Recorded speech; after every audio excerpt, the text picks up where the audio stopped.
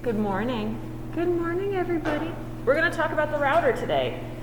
So your assignment is, of course, it involves two things. It involves miters, at least one in your piece, and the use of the router. For those of you who are making frames, the use of the router is going to be really pretty straightforward. It is going to be for the addition of these rabbets in the back of the frame to accommodate glass and whatever else. I'm going to show you how to do a stepped router like this today, but you don't have to do that. This is sort of the perfect setup if you're going to do like a mirror in here, because mirrors that don't distort are a quarter of an inch thick.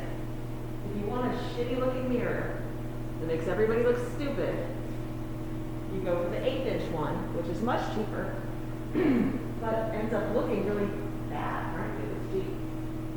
So with something like this, I've got just deep enough of a rabbet to accommodate a 1/4 inch mirror, and then another rabbet behind that I can put a backer board on. The backer board is great for keeping a mirror from being damaged at all. You know, if you're moving, for example, so nothing's going to go punching through the backside, nothing's going to scratch it up. And that's how I like doing it. It also can accommodate hanging hardware. If you wanted to put what's called a French cleat, which is just a piece of plywood that has an angle cut on it, it's the kind of thing where you have a matching piece on the other side and they just lock together right on the wall. Really easy. You can do that in there as well. So this is what I'm going to be showing you how to do today. Remember, you don't have to do the step though. You can do a single rabbet if you want to, of whatever depth you need. Another standard thing for pictures, like picture frame stock, is just to have one very deep rabbet, one that's like 1/2 inch by about 1/4. And then what you do is you put your glass in, your mat, your image, whatever, and then a backer piece behind that, and then it gets essentially pinned in place towards the front of the glass. When you do that, you just, depending on how deep that whole thing's going to be, excuse me, you just want to accommodate that with a fully deep rabbet. Make sense? Everybody remember the difference between rabbets and dados? Anybody need a quick refresher? Yeah, just real quick? Okay. Remember, a rabbet, R-A-B-B-E-T,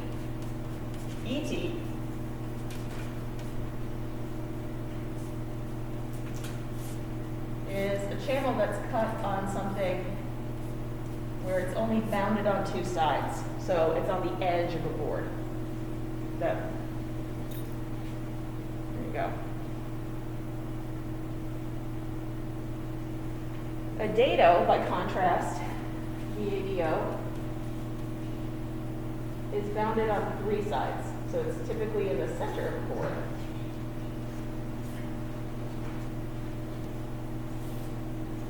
Like that.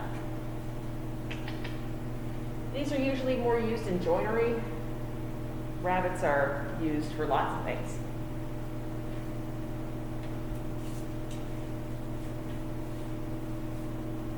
But if for whatever reason you can't cut that kind of thing on the table saw,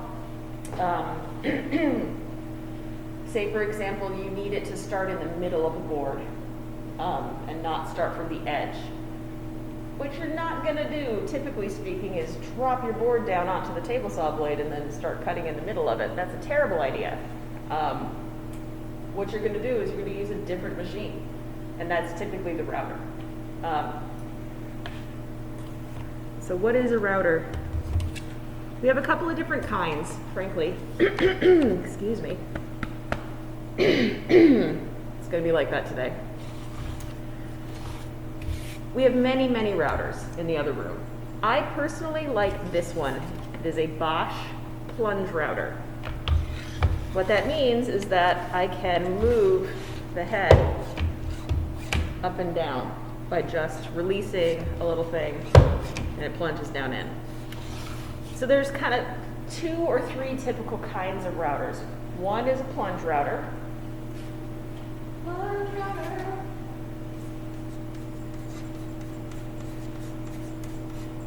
The other one is fixed base.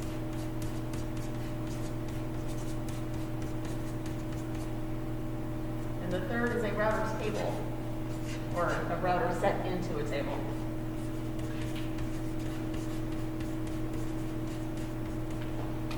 Well, let me back up and tell you what a router is.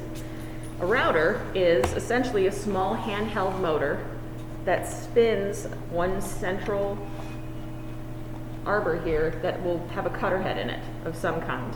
So we've got straight cutting bits that go straight down and, dig out those dados, for example. We have bits that will reference the edge of something that have a bearing on them, which is how we do the rabbets. There's the kind that you can decorate the edge of something, like, cabinets that have any kind of molding on it. Those are done with router bits. But the whole idea is that it's just a single cutter head that's mounted into this motor that I can then move. The plunge router is great because I don't have to drop the thing into my cut. I can start in the middle and then, plunge into whatever it is that I need to do. The router table is really great if I'm working on bigger stuff where I want to just have it stationary and then move things across it. So if the bit itself is really huge and might want to take the router right out of my hands, I usually put that in a router table, let the table hold it, and then I move the work across. Make sense? So that's what it is. That's what it is, that's what it does. As I have said before for you guys, for this project, normally I would not normally, in a regular real world situation, you wouldn't use the router to do the thing that I'm showing you because you're cutting miters on the ends. You could, in theory, just go ahead and cut these on the table saw before you glue this together. It'd be pretty straightforward and is typically how I do it. But this little machine right here is one of those things where if I could only have 2 or 3 things total to have a wood shop that did all the jobs, this would be one of them. Like with the router, you can make a planer, for example, because you can make a jig where this just goes back and forth above a surface and flattens it. I can get a straight parallel cut with it by, again, setting up a fence and routing something to match. I can do almost anything with the appropriate jig and cutter head with a router that I can do with just about anything else in there. So, in terms of versatility, getting out there in the real world with it, this is a great and wonderful thing to have, at least to have, experience of. Okay? That's the logic. So, what do we do? Well, with the rabbiting bit, I'm going to bring this around for a second. The rabbiting bit is one of these bits, one of these bits that has a bearing on it. And I'll show you guys. So you can see that it's got a square cutting surface and then a little round bearing. In this case, this is what's referred to as a bottom bearing bit, even though it's seems like it's at the top of the thing because when it's in the router, the bearing's on the bottom. Sorry. Hello? What this means is that it's going to cut a set distance from the edge of something. And that set distance is determined by the diameter of the bearing. Make sense? Right? So if I've got a bigger bearing on this, I'm going to get a narrower cut in. Let me show you what I mean. So here is my cutter head. The one that I have in the router right now is actually much larger than this yellow one here. It accommodates a full 3/4 of depth and will cut as deep in as 1/2 inch. But if here's my cutting surface, if I have a small diameter bearing on here, right, here's the screw on top, that means that I have this much available side-to-side cutting depth, right? If I put a bigger bearing on, then it's only going to cut that much. See that? So when you're setting up your router, you have to set up for 2 different things. Depth in sideways and depth down. What kind of rabbit are you setting up, you know? So if you think to yourself, okay, here's my edge. I want a rabbit that is going to be a 1/2 inch deep and 1/4 inch wide.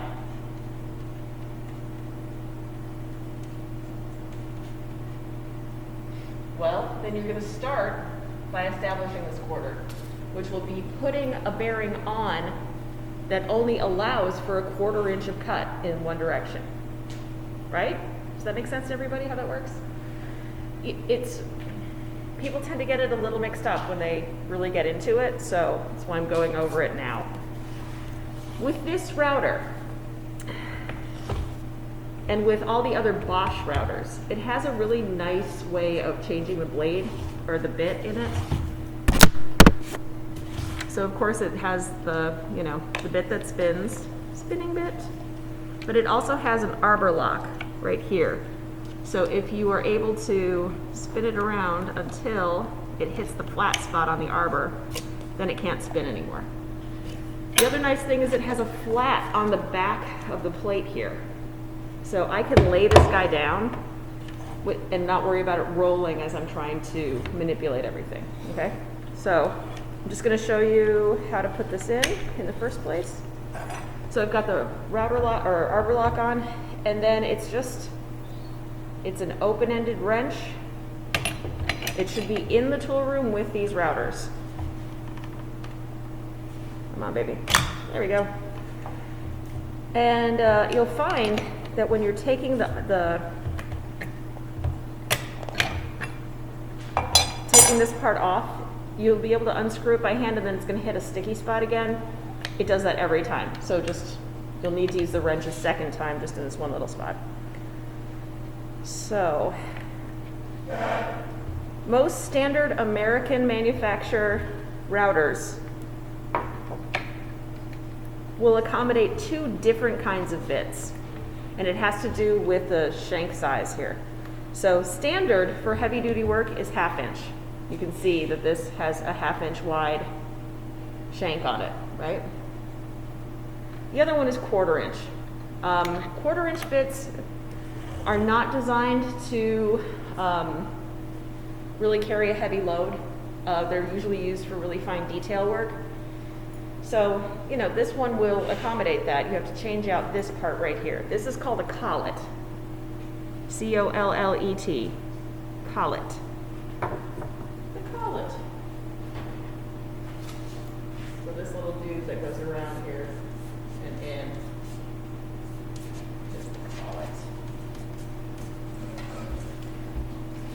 And each individual brand of router has a different style of collet. So you'll be able to tell really quickly if you've got the wrong collet or router that you're using. All the Bosch routers are going to have one that looks just like this though. And that is largely what we've been using. I do have a couple others that are kicking around for other, kind of other applications.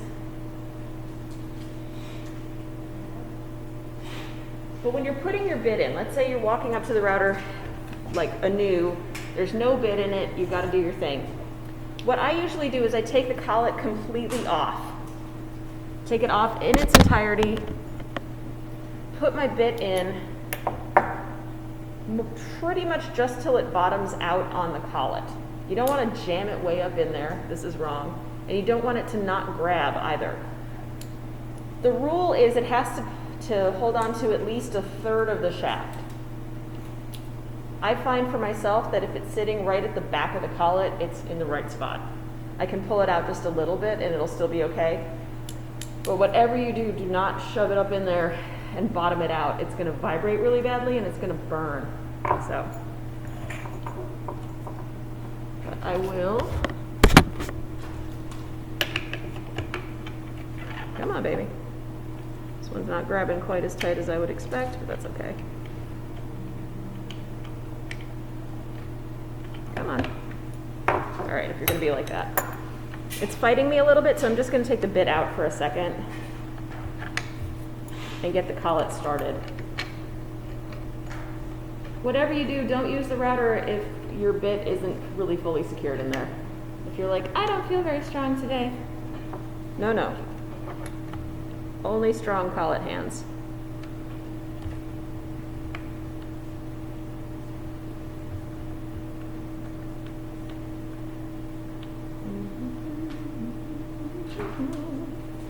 And then, yeah, you just screw it in by hand until you get to the point where you can tighten it down with the wrench. I know, fascinating. Fascinating. But I like to do this before I change the bearing because I can actually keep this locked up and remove the bearing without like cutting my fingers up really good, you know? I'll show you in a second. Come on, baby. Here we go. There.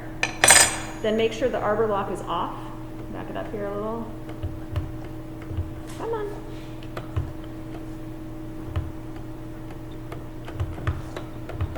Come on, why you gotta do me like that?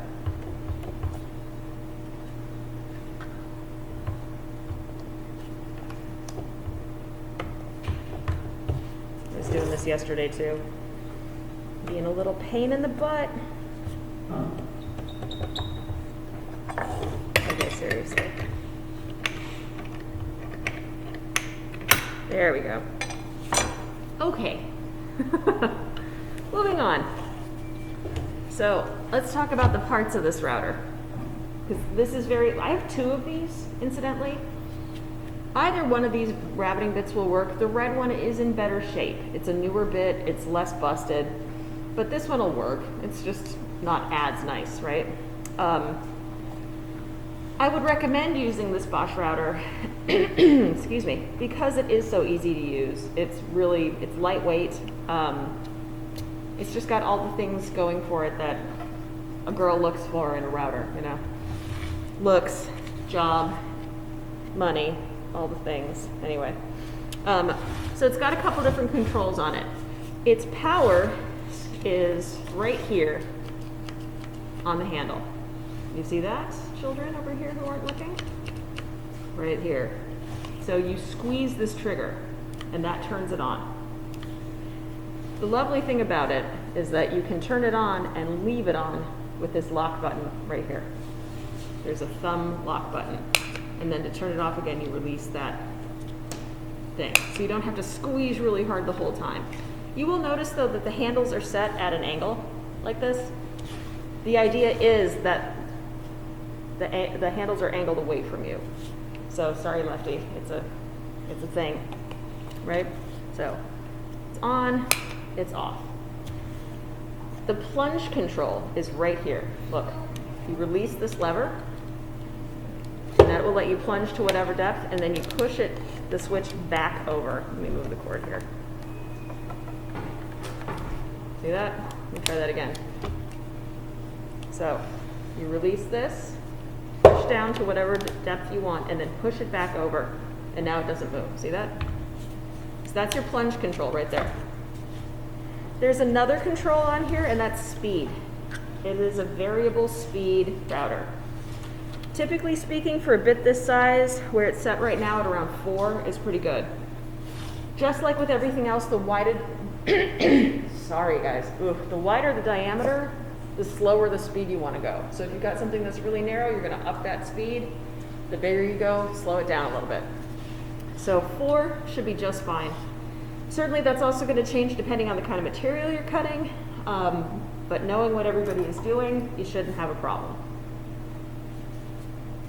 There is a couple other kind of minor things that I'm going to show you in a second. One is this micro adjustment. I love this thing right up here. If you look at this knob, you can see you can set this one lower part to a set increment, and then you can turn the upper part. And what that's going to allow you to do is raise and lower the bit by teeny tiny amounts. It's a lovely thing. You guys shouldn't need that though, because of the way I'm going to show you how to set the depth here. It's going to be loads easier, especially if you're doing things in even increments. Ooh, those even increments. Yesterday's coffee is excellent today. All right. And then the other one is this over here. It's a depth stop. This is going to allow me to plunge to a set depth every time. And this is a pretty critical part of your process here if you're gonna do a stepped rabbit. So I'll show you guys in detail in just a second. So, cutting your rabbits. Some pretty important things. If I were to do this step that we're talking about here, where we're cutting 1/4 of an inch down and 1/4 of an inch over and 1/4 of an inch down and 1/4 of an inch over, I have to do that in a really set order because of the bearing, quite specifically. You know, if I work from the bottom up, I'm eliminating my reference material for the bearing, right? It's gonna suck. I need to work from the top down.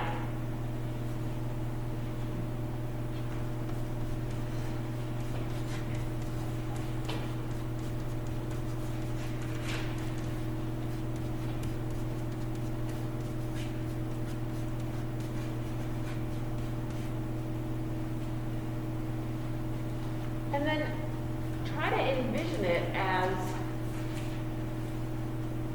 two different rabbits that overlap each other, which sounds a little funny, but like if here is what I'm shooting for, right? What I'm gonna do is I'm gonna cut a rabbit, the first one of which is 1/2 inch wide and 1/4 of an inch deep.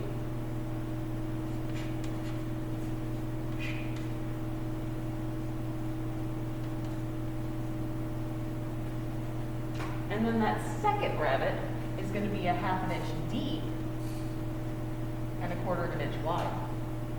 Make sense?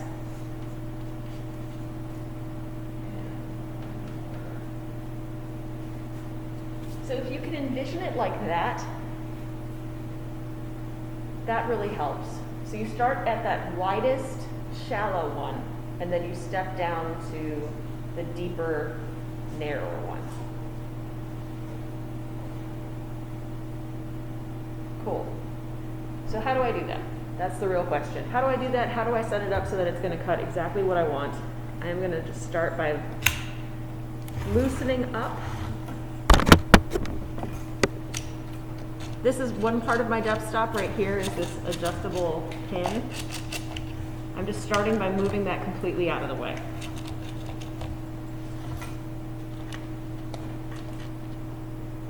Ta-da! That's going to allow me to plunge this thing as deep as I need to. From there, once the bit's in, I'm going to plunge this out and lock it so that the bit is sticking out, and it makes it loads easier for me to change the bearing on it as a result. So, what's funny is the bearing I have on here right now is the one that I need, but I'm still going to show you how to do it. So, if I need to change the bearing, I can lock the arbor up again. And then with this tiny Allen wrench that is sitting here with these bearings, hello, see it? All right there. This will be in the tool room. I can take the screw off the end, take my bearing off, and trade it out for something else. The key you're looking for here is that the bearing spins while you're doing this. If the bearing is like seized up on this thing, it's going to burn your piece. Don't do it. Come find your mom. I'll take care of it. But as I said, the bearing that I had on here was correct. And how do I know that? That's a good question. Good question, Sarah. How do you know that? You measure it. Quite simply, you measure it. Take your combination square and measure it. And what you're looking for is the distance from the bearing to the edge of the bit. And it helps if you kind of rotate the bit through it to make sure that you're hitting that farthest point out. But it's as simple as that. So if you're like, which one do I need? I am not going to answer that question. You need to put it on and measure.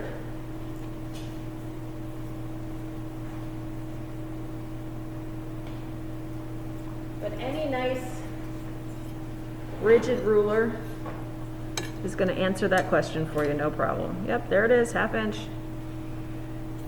Part of the reason I knew that though is because this bit has a maximum cutting width of 1/2 inch.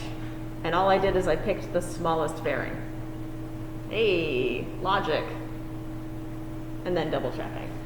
And then experience. But still, you get the idea. Yeah, so there's that right there. That's going to be for that first one, that wide one that's narrow. Or sorry, that's shallow. The next thing I have to do is I have to set the depth.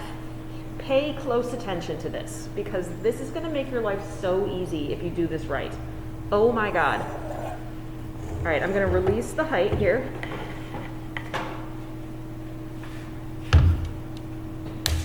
All right. Now, remember how I was talking about this little height thing over here? You can zero out the depth of your bit really easily just by plunging it until the silver part of the blade is touching. Because remember, it's not like, if I did this right now, that's not zero. That is the screw on the bottom touching something. You want the bottom of the cutter to be the 0 point, right? So I just set it up on something random, let's say the edge of the table here, and I plunge it until the bit is touching, the blade part of the bit is touching. So the bearing will be sticking out the bottom, see? And I lock it in place. This is now 0. What I gotta do is set my depth stop to be associated with that. So this little dude over here turns, believe it or not. If I set it at this point, at its highest step on this thing, you see this? How it's like a little funny staircase? Set it to its highest step. Loosen this post and push down. Because you see how it's like, it has movement in it? There's a spring in there. Push it down, lock it in place. Now, every time I go to plunge, I stop right at 0. Boom, 0. You may say to yourself, well, what good does that do you, Sarah? You need to go deeper than that. Well, guess what? This little tiny staircase is calibrated. Each step is 1/8 of an inch. What? So if I need to be 1/4 of an inch deep, how many steps do I need to go down? There we go. Ryan's got it. 2 steps. So you just push down a little bit to help relieve the spring tension. 1 and 2. And now when I plunge it, oh snap, it's sticking out 1/4 of an inch. I'm going to double check it with my ruler for a sec. And it's a perfect 1/4 inch. So you don't have to dick around, you don't have to measure, you don't have to like struggle if you're using the stop the way it's designed. Isn't that awesome? I freaking love that. It makes everything so much easier.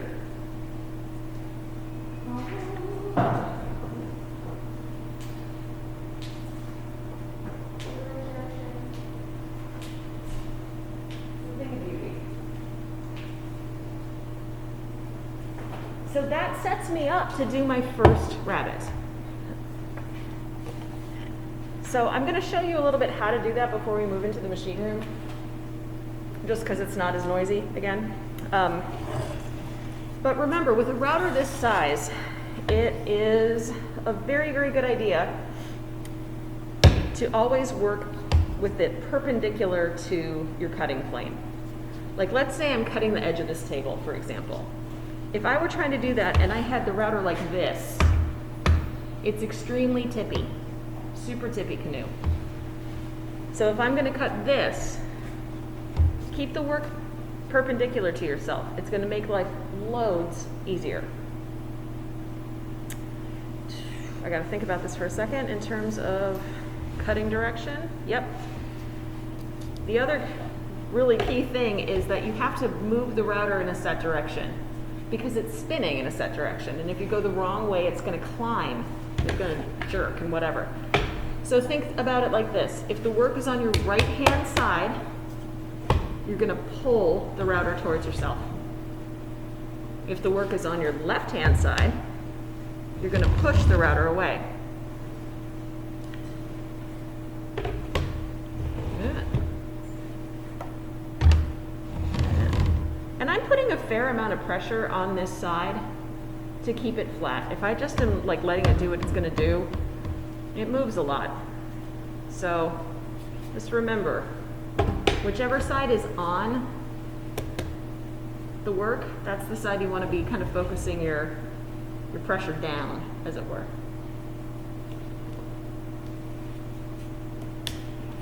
Another thing, you don't want to take too big of a pass at a time, right?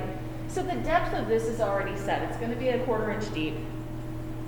I am not going to go in that full 1/2 inch in one go. That would be extremely stupid. Partly because it's gonna probably damage your material. It's gonna try to grab too much at one time, and it's gonna be like just tear at it. It also overheats the bit, makes it so it doesn't want to cut very well for anybody else. So ideally, you're gonna take small cuts in that are sort of progressively farther and farther in until you hit the bearing. And I'll show you how I do it in just a second. But think to yourself about an eighth of width at a time. So it should take maybe 4 passes to get to the point where the bearing is riding up against your work. Make sense?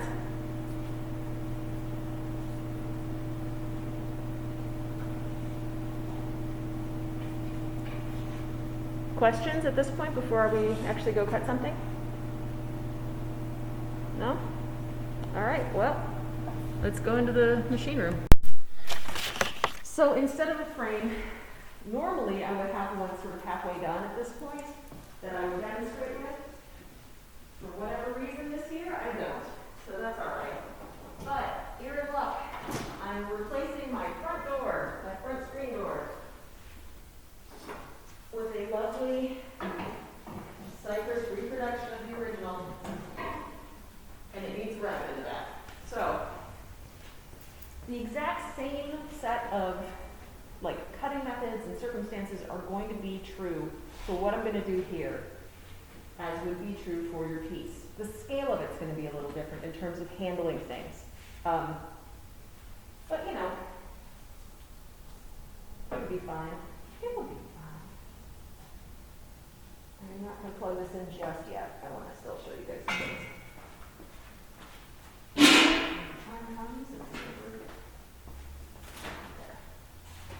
Okay. So, things to watch out for. For one, I'm gonna have to reset my stop because it is necessary to be in a different position. Well, maybe it's not. Only slightly. There we go. So for something like this on the inside, I am going to be coming around and drawing back and pushing around, moving around the whole thing. But I have to be careful of a couple different things.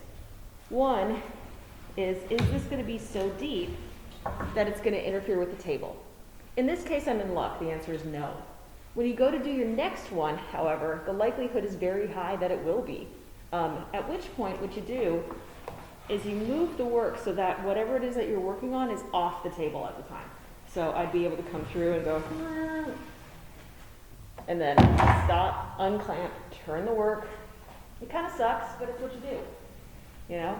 Don't be surprised if you have to clamp down the work, adjust it, clamp it down again, etc., etc. Move it a bunch of times.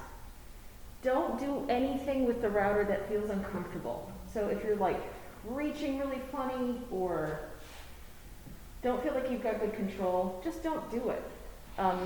Change your setup so that you have good control of what you're doing. For example, I'm not really going to be able to do much with it sitting right here. I think instead, if it's not too wide, I am going to move it to the big table. Okay. See what I can do.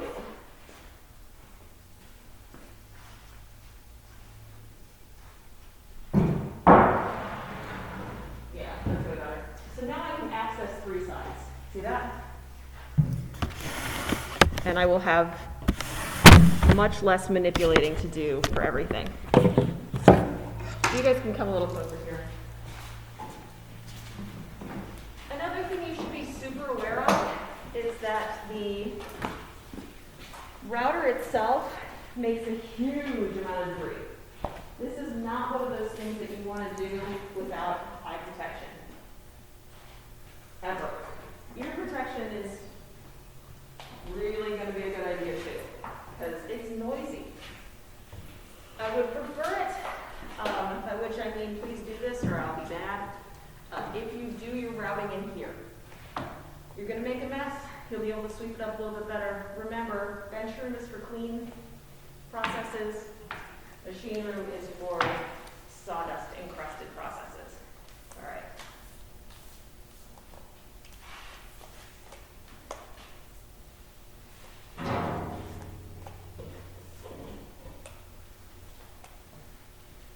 Okay, so the other thing is you never want to hold something still and route it at the same time. It's just not going to work. Or if it does, you're taking your life into your own hands. It's just not a good idea. So make sure that you got some clamps. And again, you'll be able to move the clamps as needed, but it's going to keep everything from sliding around on you. So you can just focus on keeping control of your router. So I'm going to route around the inside here, and then down to this, and then I'm going to have to reset my router to be a different height, but I'm not going to worry about that right now. How you doing? Are you? That's all right. Like every other thing that ever has existed, you want to make sure when you're starting that the bit is not in contact with your wood. You want it to be nice and level, and then move into the cut, right? Any questions before I actually start this? I want you to take special note of how I'm standing and where my attention is focused. A lot of people end up being really upright and like, I can't control it. It's like you can't even see what you're doing. I tend to be down like this, so that my gaze is actually in where the cutting is happening. And I'm, holding it really firmly. All right, all the gear. Also pay attention to how I'm moving into the cut, bit by bit.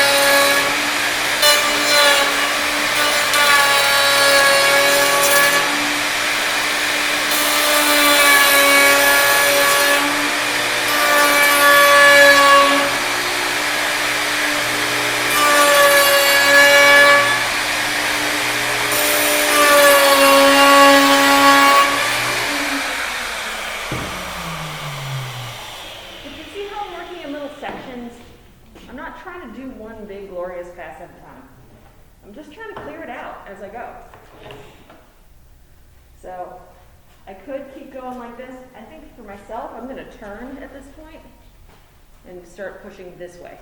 So you can see the difference in how I'm doing this. But that's a pretty nice little rabbit I got there. Try to keep the cord out of the path of the cut too. You'll notice that some of these have big fat pieces of electrical tape on them for damage reasons.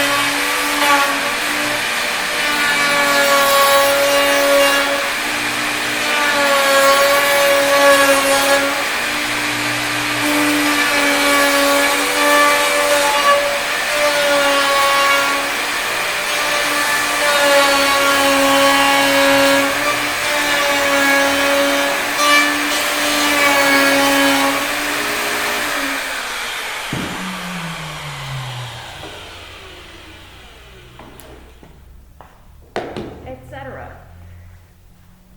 And I just keep doing that until I get all the way around. And I will keep doing that until I get all the way around. I've exposed my tenon ever so slightly. Makes me a little sad, but oh well. Thought I had it higher up. That's okay. That's all right. And then this is going to get the screen. I'm going to put the screen in this slot. So in terms of setting the depth then for your second one. So let's say you go through this whole thing and you're like, woohoo, I've got it, there it is. Oh, children, I have a method for you as well for not messing anything up. If you're going to change this, unplug the router, but do not change any of your other settings, okay? Leave the depth stop and just change the bearing, right? So at this point, I change out the bearing so that it's going to only cut 1/4 of an inch in this way. So it'll be a wider bearing. Then I change the stop here. I move it 2 more steps down. 1, 2. So now it's a 1/2 inch deep cut. Does that make sense? Can everybody see why I do it like that? This keeps me from having to re-zero anything. Just lets me go ahead and move into the next thing.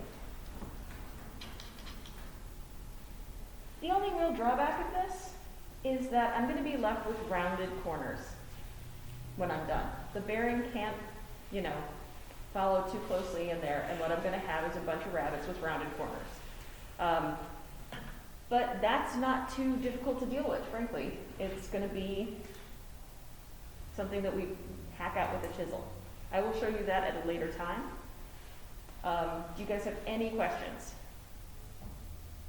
Just remember, when you need to change the bearing, or when you need to step down to your lower rabbit, if that's something that you need in this, don't take the bit out. Just unplug it, change your bearing, and move your step down 2 more. And there it'll be, at the perfect additional 1/4 inch. Sound good? All right. So why don't you guys get to work, and I'll come around and talk to you all individually.